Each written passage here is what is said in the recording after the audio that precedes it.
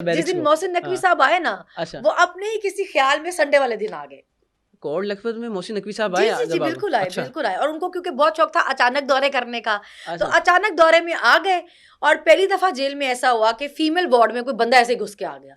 हालाँकि वहाँ पे बहुत सख्त रूल है कि जो वुमेन्स सेक्शन है वहाँ पे कोई मेल नहीं आ सकता।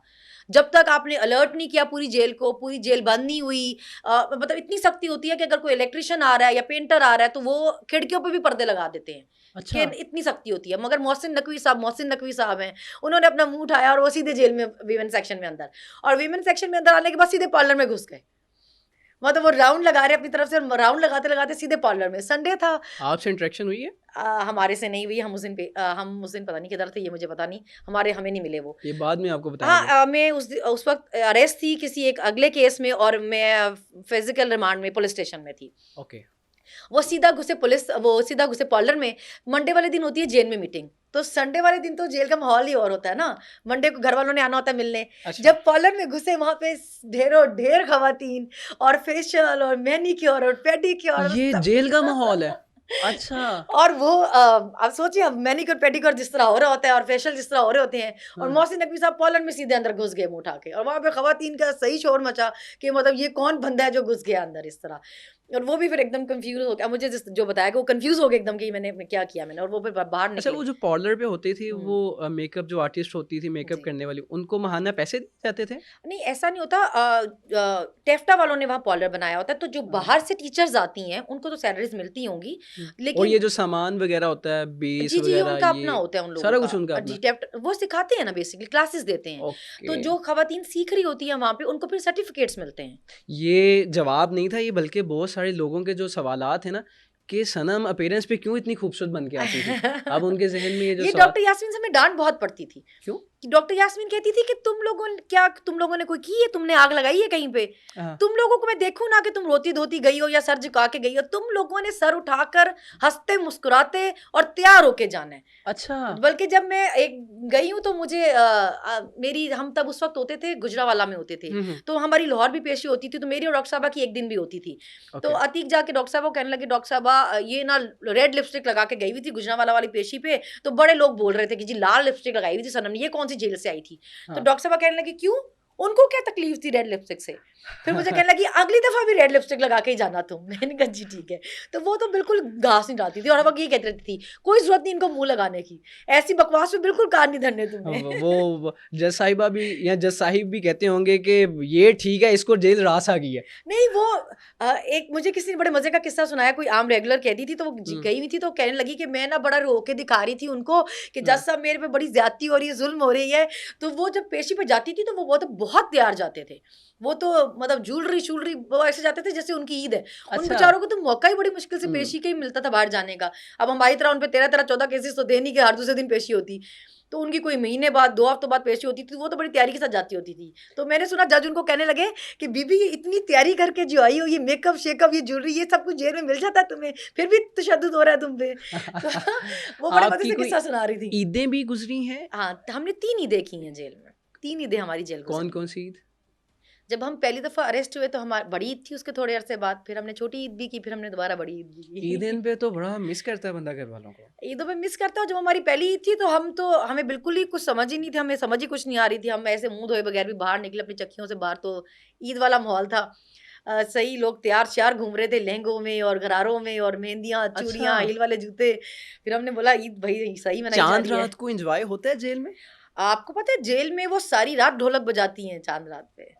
अच्छा। हाँ, वो आ उनके आप भी आपने वो किया था कुछ चाँद रात को नहीं, नहीं, पार्टिसिपेट किया था? हम बैरक्स में नहीं होते थे ना, हमें उन्होंने अलग बंद किया होता था अच्छा, चक्कियों में, तो हमें और आवाज़ आपको तो आती थी। जी, हाँ, जी। वो गाने गाती हैं, उनके पास जो बकेट्स होती हैं ना जिनमें वो अपना सामान रखती हैं, उनको ही वो उल्टा रख के उस पे वो कुछ याद है ढोलक। कौन-सा गाना कोई चाँद रात को कोई नहीं, ऐसी वो तो चाँद रात जो आपको गाना पंजाबी याद गाने हो? गाती थी कोई फिर मोनो भी पे। याद हो कोई ऐसा, जो अ, आपको लगे कि ये गाना अच्छा है? आपको पता है डॉक्टर साहिबा बहुत गाने सुनाती थीं। डॉक्टर यास्मीन राशिद? डॉक्टर यास्मीन राशिद बहुत गाने सुनाती थी। जब कभी अच्छा, ऐसा होता था ना कि दिन के वक़्त वो ऐसा करती थी, बंद होने से पहले ख़वातीन के शाम में वो अपनी बकेट रख लेती थी ढोलक बजाने के लिए। तो कई बार ऐसा होता था डॉक्टर यास्मीन जाके बैठ जाती थी कि हाँ, मुझे सुनाओ ये डॉक्टर गाना। साहिबा कौन-सा गाना सुनाती थी? वो भी पुराने गाने ही वो तो नहीं, सुनाती वो थी। एक होते हैं माहिए जिसको बोलते हैं। कुछ हाँ, सॉन्ग टप्पे टप्पे टप्पे, गाती थी, हाँ। यस, टप्पे वो गाती थी, डॉक्टर साहबा भी गाती थी टप्पे, और हुँ, वो पंजाबी गाने भी गाती थी, जैसे मुंडिया दुपट्टा छड़ मेरा, हाँ। वो गाती थी। रेशमी दुपट्टे वाली है मुंडा हाँ, सदके, हाँ, इस टाइप के वो हाँ, जो बहुत गाने, हाँ। और डॉक्टर साहबा बड़े मज़े से गाने सुनाती होती थी बैठ के। कभी आपका दिल करे कि मैं भी गाना सुनाती हूँ? नहीं, नहीं, मेरा ऐसा दिल कभी नहीं किया। वैसे गाने-गुने सुनती हैं आप? गाने पसंद करती हैं?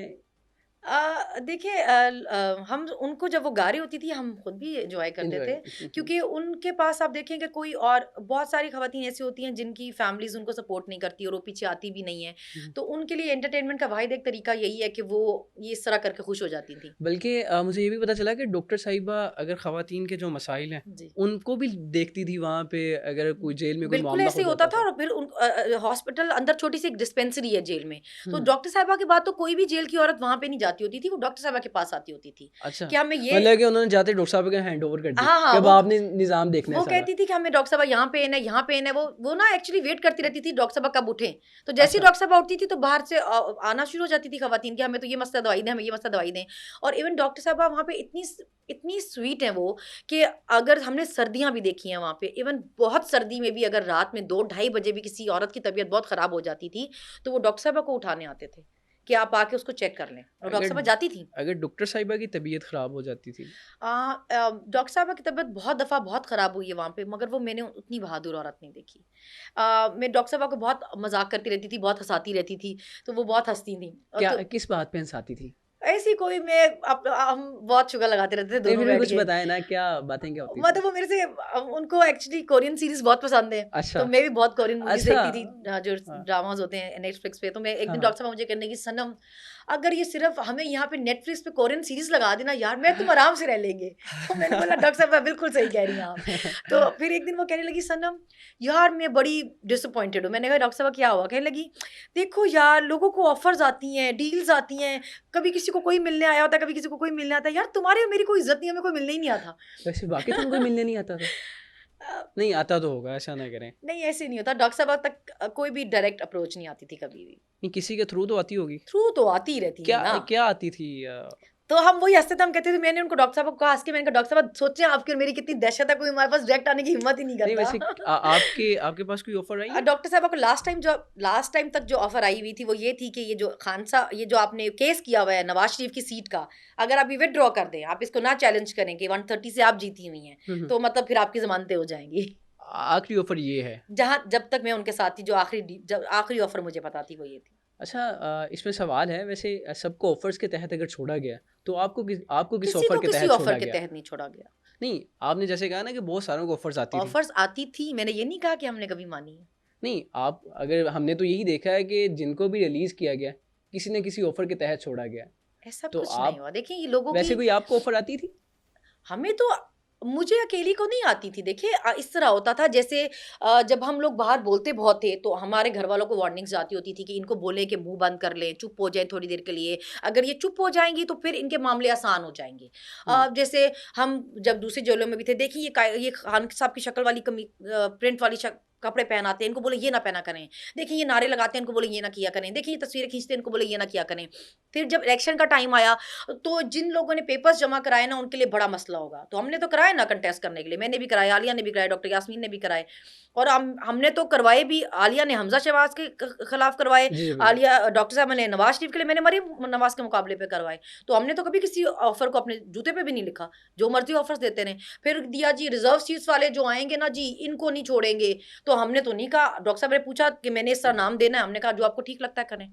हम तो कभी किसी की ऑफर से डरे नहीं। इवन जब मैं और आलिया हमें सरगोदा लेके जा रहे थे, हमें उस दिन भी कहा इन्होंने कि आप लोग क्यों अड़ के बैठे हुए हैं, आप लोग क्यों नहीं मान जाते, आप ये क्यों नहीं लिख के दे देते सिर्फ कि हम सोशल मीडिया यूज नहीं करेंगे, हम किसी एक्टिविटी में पार्टिसिपेट नहीं किया अच्छा। करेंगे, हम चुप हो जाएंगे थोड़े अरसे के लिए, आप हो जाना चुप थोड़े अरसे के लिए। तो मैंने और आलिया ने सेम बात की, हमने बोला क्यों हम किसी के घर से लेकर खा रहे हैं, हमने अपनी जबान गिरवी रखवाई हुई है, हम क्यों चुप करें किसी के कहने पर।